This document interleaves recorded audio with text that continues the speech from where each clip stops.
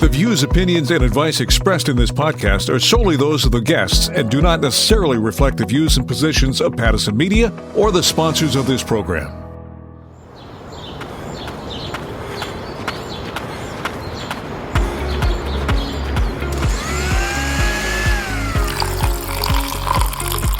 Breathe out. 2, 3, 4.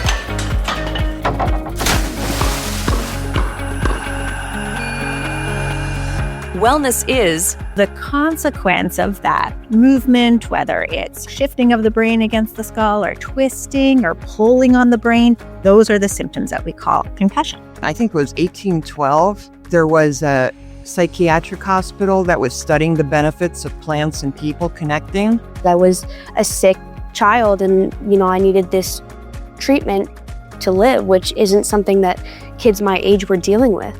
It was a hard pill to swallow. You bring in the laughter, you bring in the joy, you bring in the learning, you bring in the interesting. And once they get through to the other side, they can recognize it wasn't a curse, it was a gift. It usually takes years for people to recover from burnout, and that's just normal. Welcome to Everything Lifestyle, your podcast for practical advice about how to attain better physical and mental well-being so that instead of just surviving, you're thriving. Everything Lifestyle is powered by Pattison Media. In this series, we'll share a health journey, explore the trends, talk to experts, and hear stories and advice that will help you live your best life. In this episode of Everything Lifestyle, we're diving into the invisible injury. Yep, concussions. We're getting our hands dirty, literally, with horticultural therapy. Wondering if your endless doom scrolling is doing damage? Spoiler, it likely is. Plus, have you ever asked yourself, is my life even interesting? Stephanie Staples is here to shake things up with Life Unlimited. We've also got the powerful story of a 16-year-old's extraordinary health journey. And don't miss the final chapter of our Burnout series. I'm Linda Freeman. Let's dive in and explore this wild ride called life together. How to choose wellness. Nearly 500,000 Canadians aged 12 and up report experiencing a concussion each year. That's not just a statistic, it's a reminder of how common and how serious these injuries really are. Often called the invisible injury, concussions can affect how you think, feel, and function without any outward signs. But the good news? We're learning more every year. Thanks to new research, updated guidelines, and growing awareness, we're beginning to understand the true impact of concussions and how to better support those living with them. Recent studies show the longer kids stay out of school after a concussion, the harder the recovery. And light aerobic activity, like walking, is key. Dr. Tasha Bienert is a family doctor who leads with heart, curiosity, and a deep commitment to helping her patients live their healthiest lives. She believes great care starts with prevention and thrives in her team-based, patient-first approach, where every care plan is as unique as the person it's built for. With a background that blends science and education, Dr. Bienert brings expertise and empathy to everything she does. For her, there's nothing more inspiring than watching patients succeed and being part of the team that makes it happen. I'm so glad that you could join us. Welcome. Thank you very much. I'm excited to be here and talk about this. And when I say concussion, what is the first thing that comes to your mind as a physician? By definition, concussion is really an injury to the brain, if you will, and it can be a little bit difficult to diagnose because there's no blood test for it. Often nothing is found if you do head imaging. So it really is a diagnosis of exclusion, if you will. What we're looking for is someone who has had some sort of trauma to their body that may have been significant enough to cause the brain to move, and it can hit against the skull. The consequence of that movement, whether it's shifting of the brain against the skull or twisting or pulling on the brain, the consequence of that is what we see in patients, and those are the symptoms that we call concussion. Sometimes it may not be what seems that hard of a hit to the head that can cause concussion. So what are some of the things that people might see in themselves to indicate that they have had a concussion? Symptoms that you want to be aware of, some of them might happen right away, and some actually might take a little while to develop.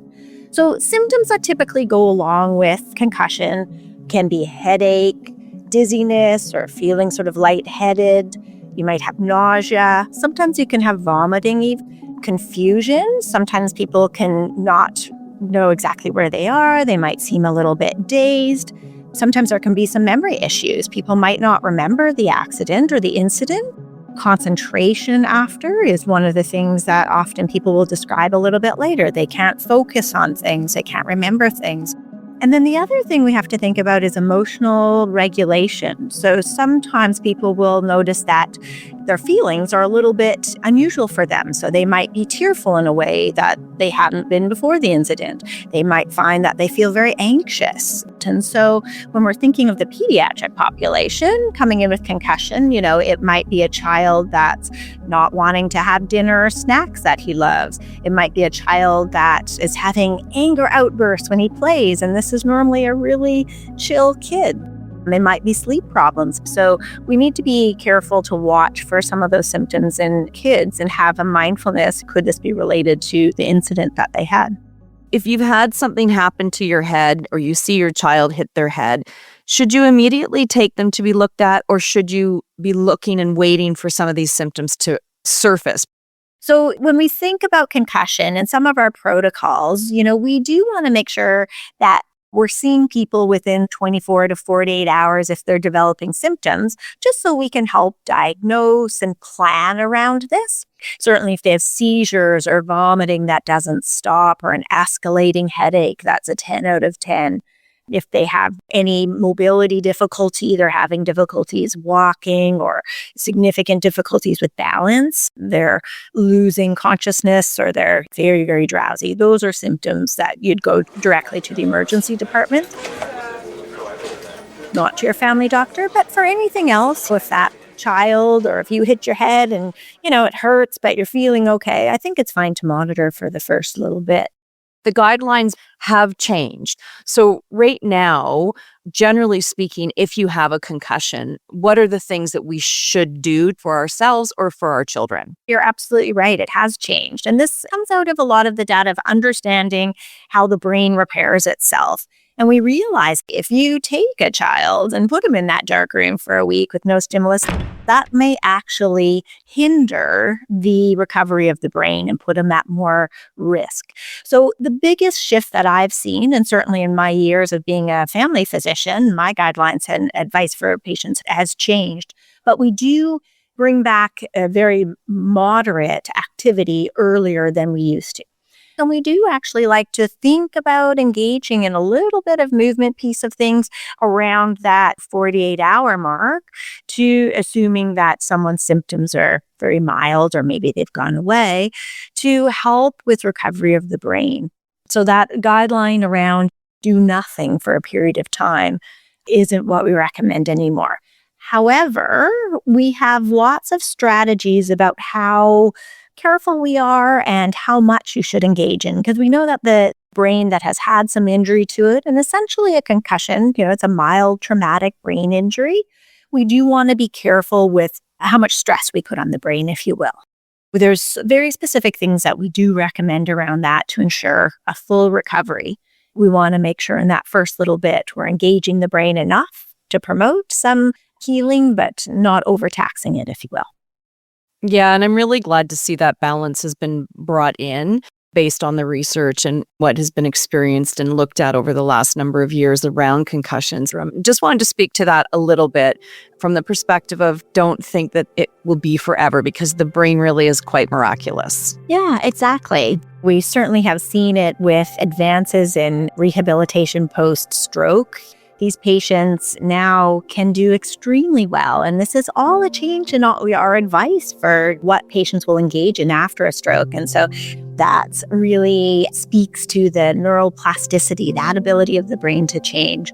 A lot of things that change with the brain with an injury, whether that's a change in the chemical communication of the brain or whether that's some of the metabolics of the brain. So when you have a concussion, we're really trying to not put too much demand on the brain, but enough that all of those connections can reform.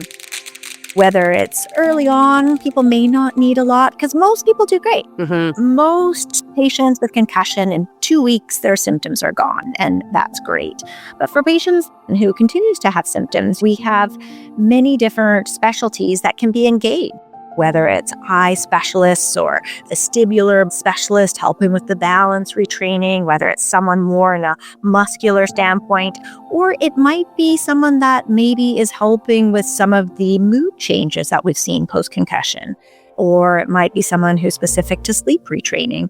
And so, it really is a multidisciplinary approach to a patient that continues to have symptoms long-term. You need to keep the conversation open and keep checking and keep watching and monitoring and doing all of those things so that people can get better. Keep pushing, keep believing, and trying to find something that will actually connect whatever it is that's missing within that puzzle, because I believe that piece of the puzzle is out there. Certainly, it's easier to engage in a plan when you can see the light at the end of the tunnel, that there is something you're moving towards that is improvement of health.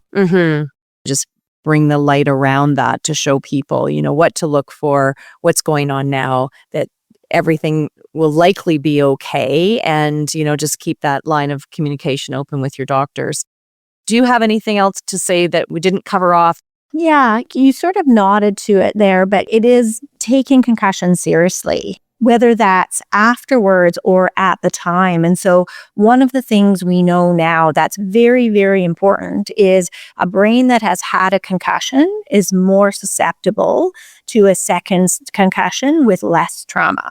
And so we need to be very careful, especially with anyone maybe that's involved with sports or doing activities that could put them at risk of a second concussion, that they don't go back too early. And it's a discussion for everybody. I think this is important for teachers to know so they can make school accommodations. It's important for employers to, have some knowledge around concussion because, again, an employee coming back to work with a concussion may need more breaks. They may need to pace themselves at work more. They might have to prioritize and might not get to the tasks that they were doing pre-concussion in the short term. So there needs to be some accommodations. And so I really love this discussion about concussion because I think obviously it's important for patients not to maybe miss those symptoms in themselves or parents not to miss them. But it's also important, I think, for, that community around people with concussion to have some awareness and understanding. So accommodations can be met to make sure that individual's brain heals as well as it can and they don't end up with post-concussion syndrome, which can go on a long time. Yeah, and you can't see it. I mean, that's what I think is so difficult for a lot of people because they're struggling, but you can't see the injury. Yeah. Right? It's not like you're wearing a cast. And I think there's sometimes a bit of a struggle around that as well because people can't necessarily identify with that injury that they can't visibly see. Yeah, that's so true, isn't it? But I think that's, why discussions like this and podcasts are so great, where it raises that awareness and brings everybody into the same arena of knowledgeability around things. And so I think that's good. Thank you. As always, it's great to have you on the show. You really know how to break it down and make it make sense. And if you want to check out Harrison Healthcare, you can go to harrisonhealthcare.ca. Thanks so much. It's a really great discussion. Coming up, we talk about the doom of doomscrolling. More than 5 years later, we're still seeing all of this negative behavior, and we're still living through social, political, economic unrest. Health Tag. It's holistic therapy. We engage all the senses. So clients are growing self-esteem and pride, and they have a purpose. And they all get to have that experience of learning skills, working with the soil, seeing something grow. I think it's quite amazing. It's real. I mean, it doesn't ask for anything. And you start with this little seed in this soil, and you add water and sunshine. It's more than just playing in the dirt. This is gardening with purpose. Horticultural therapy is all about using plants and nature to support mental, emotional, and physical well-being. Think of it as growing your way to better health. Lana Dreyfus knows this world well. She's a licensed professional counselor and a registered horticultural therapist with the American Horticultural Therapy Association. So grab your gardening gloves, because our showrunner, Kat Cullen, is digging into a fresh conversation about the powerful connection between people and plants. What are the benefits we can expect to see from horticultural therapy?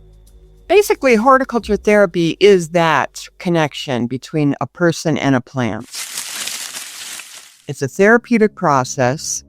The difference about horticulture therapy in relation to how people just love to garden for their own personal wellness is that in horticulture therapy, we come up with specific goals and objectives for a person to accomplish for whatever they're working on. It could be stress reduction, anxiety reduction. It could be recovering from PTSD. It could be the youth having ADHD.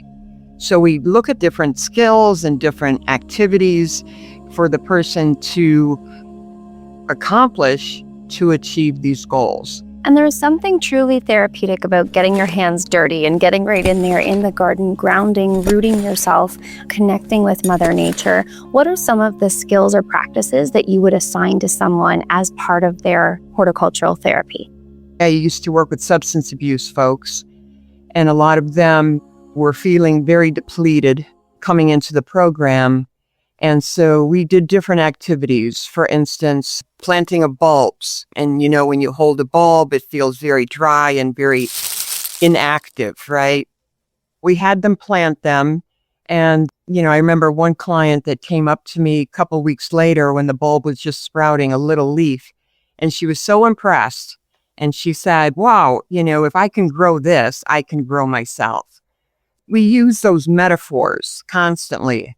The metaphors of the garden, of Mother Earth, to help connect people and also have them own their own sort of perspective of their own healing come out.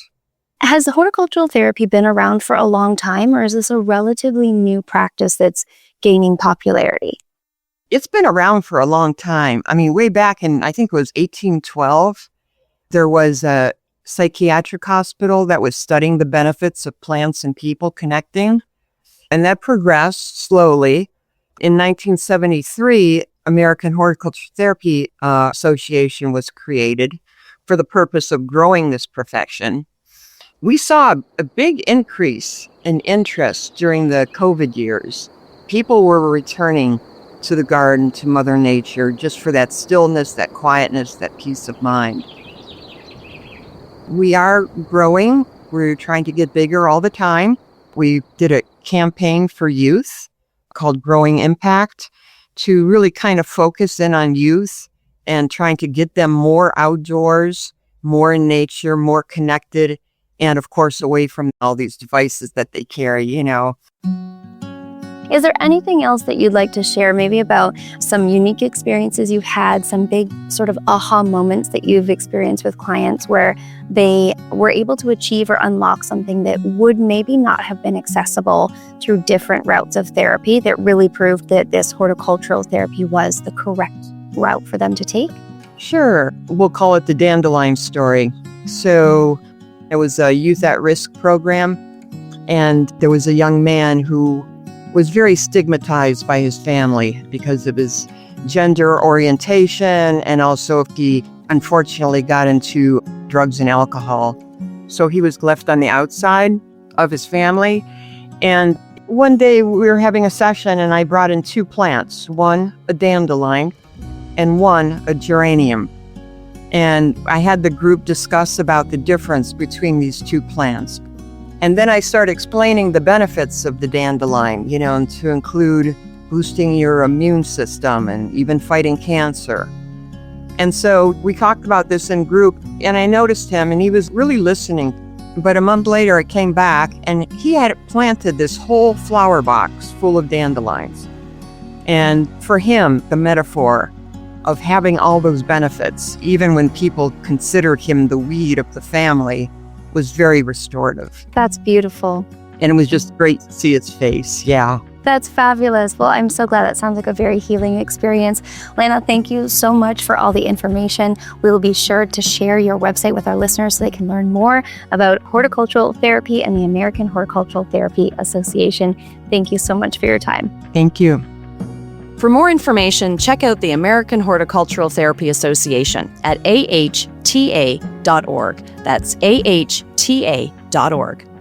Coming up later, how a rash led to a kidney transplant, a journey back to health. I think for people who have transplants and you know you have a deceased donor, they were gracious enough to sign their card and give you another chance at life. And that's what I was so grateful to get, as I got another chance at life.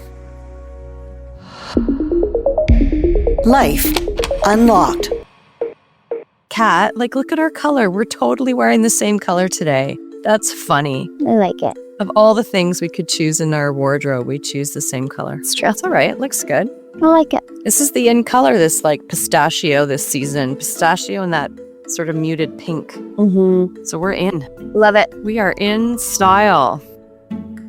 Anyone with a phone has been guilty of doom scrolling a time or two. The term is called doom scrolling, continuing to surf or scroll through bad news, even though that news is disheartening or distressing and depressing. And all this so-called doom scrolling may actually be rotting your brain. Doom scrolling actually was one of the Oxford English Dictionary's words of the year in 2020. And so Everything Lifestyle's Kat Cullen has joined to talk about this for Life Unlocked.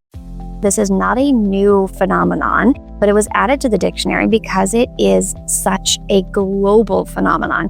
Everybody who has a smartphone in their pocket just absentmindedly finds themselves scrolling. And it's that screen addiction and it's that, dopamine hit that we get from logging on, seeing new information and scrolling through it. So while it does give you that positive lift of dopamine, it also gives you that crushing cortisol, that stress hormone.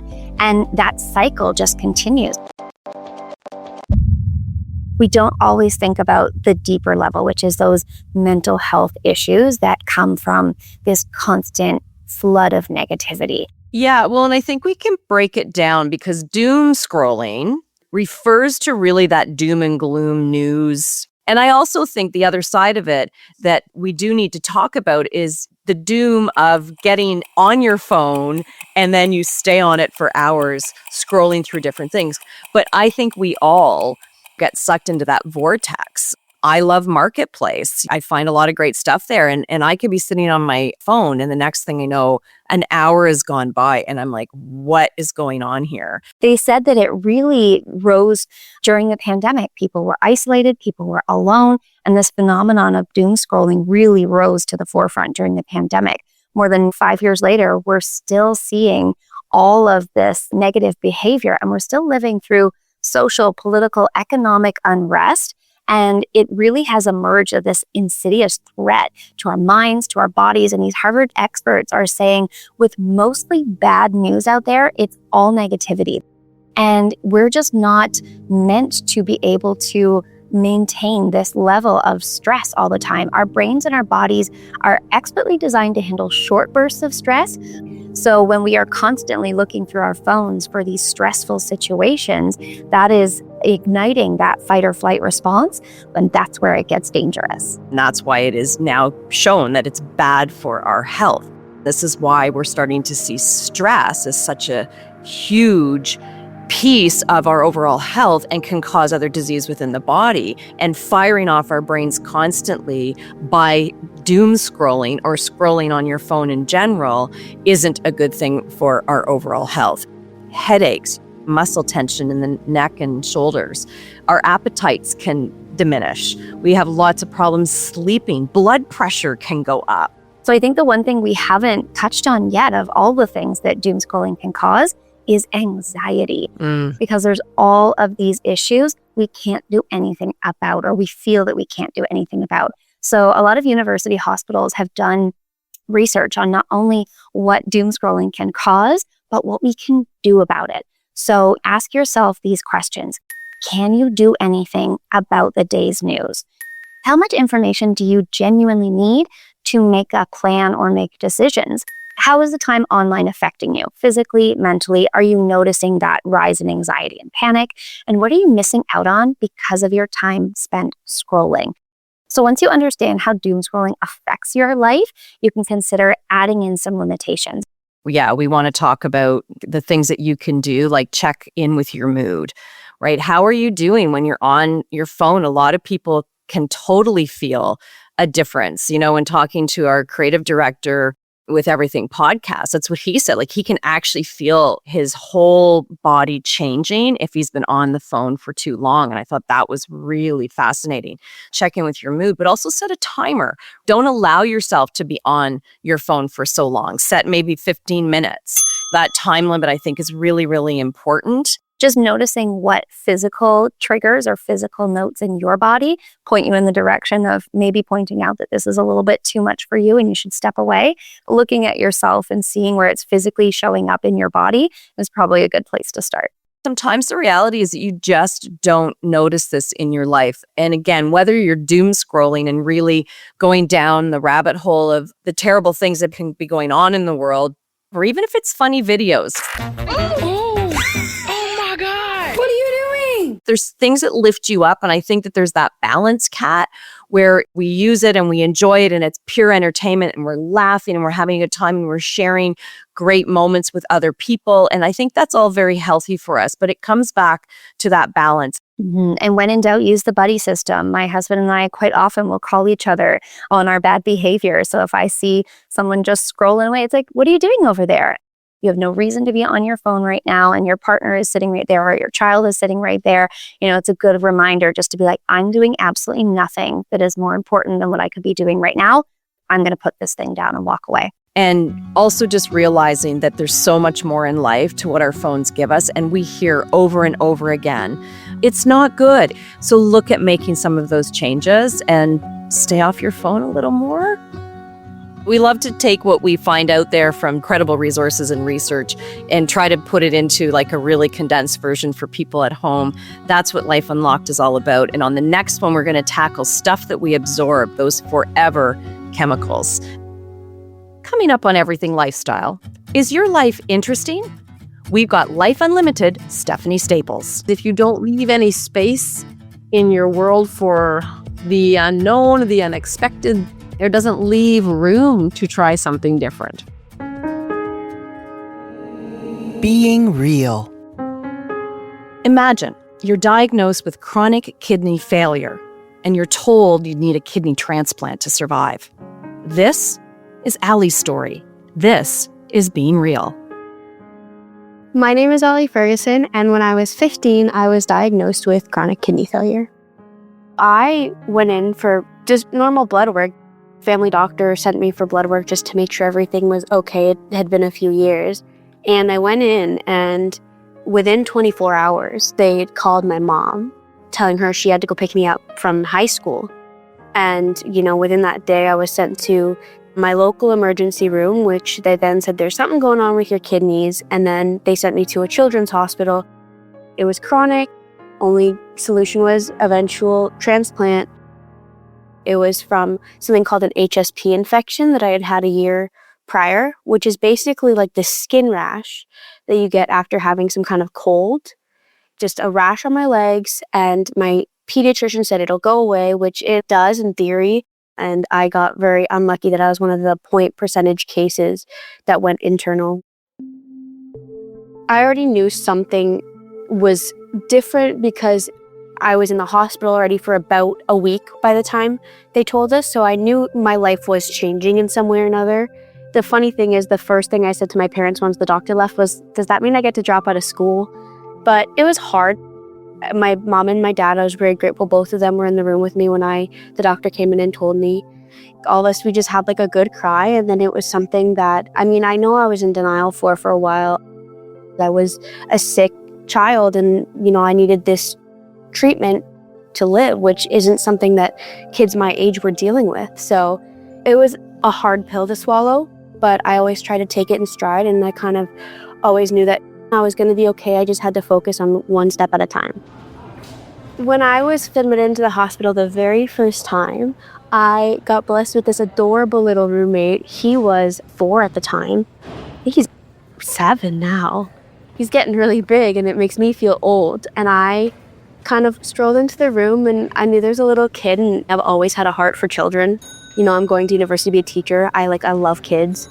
And so I remember saying to my mom, like, I really want to go talk to him, but like, how do I start a conversation with a 4-year-old? Like, I'm 15. I don't know. And so eventually my grandma had sent me some flowers, and in the flowers there's like 3 candy canes, and I'm like, candy, I got it. And so I took him over a candy cane, and from there I asked his mom if she wanted to go take a coffee break. And so they always tell me that I became a reprieve for them to watch him while they could go take a break, because being in the hospital as a parent to a sick child is a lot. And they got to go home about a week into my stay, but since then we have built a friendship. We just had them over to our house last weekend for a barbecue, and I've built a relationship with Benny and then his older brothers. His mom calls me their adopted daughter. So it's really nice that I was able to build those relationships out of something that was horrible, and it wasn't an easy process. I think the biggest thing that I've learned, and I tell my friends this, is don't take these minor things for granted. So if you feel, oh, I have a headache today, that can be a sign, because truthfully, I had symptoms. They were just symptoms I rubbed off as, I'm a full-time student and I'm working a really heavy part-time job. That could be why I was napping so much and having a couple headaches every so often. But it's little things can really add up, and if you don't pay it close attention, you know your body. You know when something is wrong with your body, and that's super important. We always say sign your donor card, because you can save a life. If you're healthy enough, I know people go and they can donate organs. You know, if your family member's in need, getting tested. You don't have to do it, but getting tested at least lets you know. It's super important, I think, for people who have transplants and you have a deceased donor. They were gracious enough to sign their card and give you another chance at life. And that's what I was so grateful to get, is I got another chance at life. And it was Trillium is the company who does the organ transplants. So I'm just forever grateful to them. And always telling people to sign your donor card and check out for casual symptoms, because those can mean anything. Over 90% of Canadians approve of organ and tissue donation, but only about a quarter of people have registered their decision. One recipient will die every 3 days waiting for a transplant. For more information, look up organ donation in your area. Coming up, our last installment of Burnout. You need to be the master of your own destiny. And by doing that, you need to be in touch with what's going on inside of you. Life Unlimited with Stephanie Staples. She's not your typical keynote speaker, coach, or consultant. She's a little quirky, a little unconventional, and 100% dedicated to making a difference. From a 5'2" nurse with a nice little life to an award-winning speaker, coach, entrepreneur, columnist, and consultant, Stephanie Staples' journey took off when she followed her passion for personal development.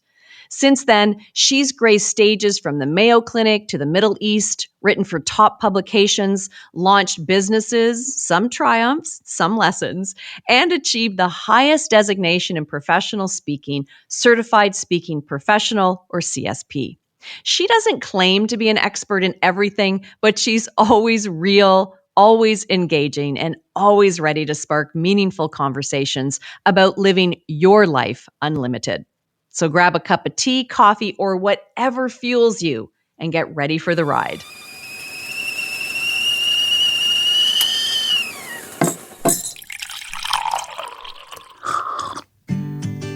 So I always like checking out your blogs and what you talk about. There's always something to learn. We're talking about, is your life interesting enough for you? Do you lean in and lean toward or away from interesting? And I'm like, I think this is brilliant to sit there and say to yourself, is my life interesting? And then actually, what do I find interesting? My favorite quote in the whole world, and it's up in my bathroom, I see it every day, says, when I get to the end of my life, I don't want to have just lived the length of it. I want to have lived the width as well. And so to me, that means filling it up with interesting things, learning as much as I can about people and places and experiences. And it does so much for my mental health and well-being, physically, emotional, all those other ways. But when I learn more, even if I don't do it or continue it, I just have a new respect for what other people do. So right now I'm doing a no car challenge. So this month I'm pretending I don't own a car. And in my whole life, like since I've been 16, I have had a car at my disposal, all the time. And so this is a different life. It's just an interesting activity to make me realize what life is like for other people and what it would be like. You have a medical emergency and you all of a sudden can't drive. And to me, that makes it interesting. Even if it's hard and challenging, it's still interesting. And seeing life from that perspective, to me, it's interesting being interesting and interested. Hold on to that one for a moment, because what's really funny is as you're talking about all this with, not driving and having to get around and looking at things differently, I'm sitting here going, well, that's interesting. It's just popped into my head. And then I started laughing inside because I'm like, okay, that's really funny, because that's exactly what Stephanie's talking about right now is interesting. And I'm sitting here going, that's really interesting. So I love it, right? Anybody ever asks me what's new, I literally always have something to say. It might not be interesting to you, but it's interesting to me. And my answer is never nothing. And most people, when people ask them what's new, your answer is nothing, not much. I don't want that to be my answer. I want to have something to tell you. Yeah. I think that that's a lesson we can constantly learn and talk about all the time, right? Is that's what makes relationships more interesting. You touched on it a little bit because of the adventure that you like to have, but differentiating between the comfort zone and the danger zone is that whole interesting zone. What exactly do you mean by that? Because for some people, they're never moving into that danger zone. That is not interesting to them at all. But I think there's things that we do need to do and implement, and some strategies that you could talk about that can help us hopefully find a little bit maybe more interesting life. I think you have to have a modicum of interest in being more interesting or in delving into things that are interesting. Okay, so your comfort zone, we know what's happening. We know who's going to be there. We are very expected. It's very calm. Danger zone, I put that more with like maybe adrenaline junkies. Like sometimes I see them even at the skateboard park, like without a helmet and flip-flopping, and I'm just like, ugh. Exactly. Like I can't even be interested because I'm scared for them. To me, it feels dangerous just watching them. I'm like, that's not interesting to me. A danger zone is not interesting. But I want to go somewhere where it's like, when I say go somewhere, I mean like metaphorically, really, where I don't exactly know what's going to happen. I don't know what the outcome is going to be. But I know I'm going to learn something, experience something, meet somebody, come out a little bit different than when I went in. Something that's going to make me cock my head and go, oh, wow, I didn't know that, or I never thought about it that way, or that's interesting. And you bring up some good points. And we do want to have things that are interesting. And if you ask that question to yourself and you can't think of anything, then you might want to rethink about how to pull some more interesting things into your life. And maybe the word is like mundane. There's a lot of things we have to do that are very mundane. We have to keep our car functioning. We have to keep our house functioning. We have to pay our bills. We have to do a lot of mundane things. Get groceries. You have to think about it from a different perspective. Do I want to make this more interesting or not? Maybe you don't. Maybe you just want to get in, get out, and whichever. But I'm just saying, you don't have to be like trying a new thing every month like I do to make life interesting. You could just put in little tiny bits of interesting. And that's really something to think about. You can not change much in your life, but make what is in your life more interesting. Ooh, I'll say that again because that was good. So you don't have to necessarily change your life, but you can make things that are already in your life more interesting. Yeah, and it's not even one or the other. You can do that and add something interesting. When we look at our lives and we want our lives to be more enriched, we have to look at what we're doing and then decide how to make those changes. Also, we plan a lot. We do. And sometimes if you don't leave any space in your world for the unknown, the unexpected, in that blog post I wrote, like even in my keynotes, I don't plan every minute of I leave space for something interesting to happen, to engage with an audience member, to do something fun. But if I have every minute of every day jam-packed with stuff I have to do, there doesn't leave room to try something different. That's beautiful. What a great place to end off. I love it. Anything else you want to add?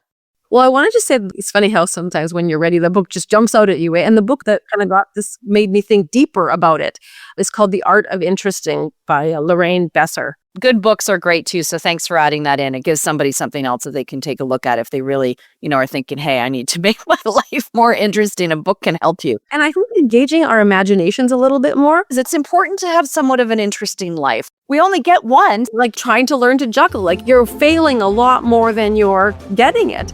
But you can laugh. You can be like, oh, this is actually quite fun. Just the learning part, right? So then you bring in the laughter, you bring in the joy, you bring in the humor, you bring in the not taking yourself so seriously, you bring in the learning, you bring in the interesting. There's so many juicy things that can come out of it. Yeah, there is. There absolutely is. Anything else before we go? Well, it's Stephanie Staples here. I'm always encouraging you to live your life unlimited because what's the alternative? Well, thanks, Steph. And if you're out there looking for an incredible motivational speaker and want more of what you're listening to here and then some, you do want to get in touch with Stephanie Staples, and you can go to her at stephaniestaples.ca. Mindfulness moment. Can the path to burnout make you a better person? Claire Maisonneuve is a seasoned clinical counselor with over 35 years of experience. She's the director of the Alpine Counseling Clinic, where she leads a team of 25 dedicated counselors offering both counseling services and direct neurofeedback. Over the years, Claire's explored and integrated a wide range of approaches to help people find their inner peace. This journey has given her a profound understanding of how the mind, heart, and soul work together, and how we can nurture each to live more fully and authentically.